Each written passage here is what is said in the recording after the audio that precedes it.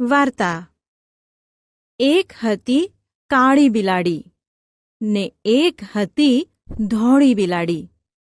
હવે એકવાર એવું થયું કે તેમને એક રોટલો મળ્યો. ધોળી બિલાડી કહે, આ રોટલો મારો, ને કાળી બિલાડી કહે, ના, આ રોટલો મારો.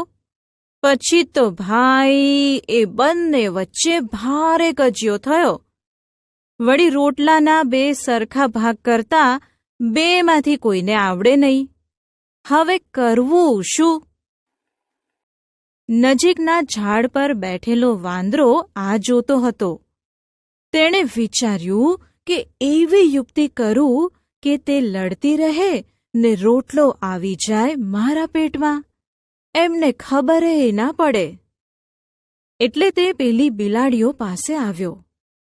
બિલાડીઓએ પોતાની વાત કહી. તેને વાંદરો ઠાવકો થઈ સાંભળી રહ્યો. પછી કહે, અરે એમાં શું, ચપટી વગાડતામાં બે ભાગ કરી દઉં.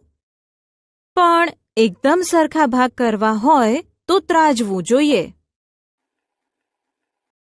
ધોળી બિલાડી નજીકના ઘરમાં જઈ ત્રાજવું લઈ આવી.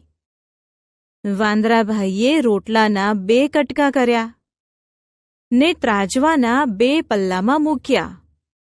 પણ આ શું?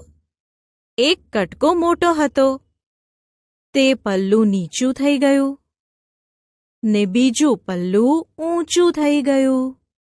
હવે બેઉ કટકા સરખા તો કરવા જ પડે ને.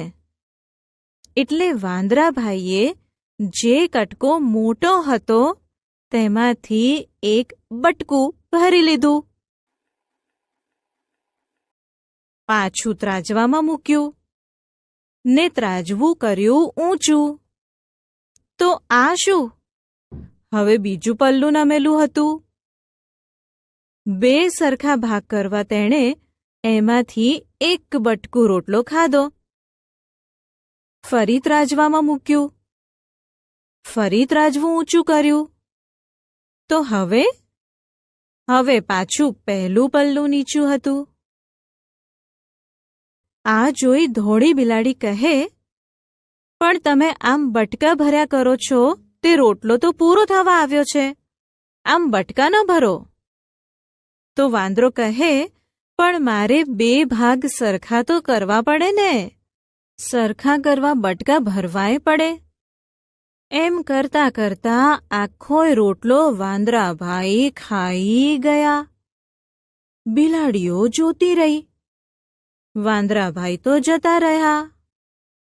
કાળી બિલાડી બોલી, આપણે સંપીને રોટલો ખાધો હોત તો કેવું સારું થાત.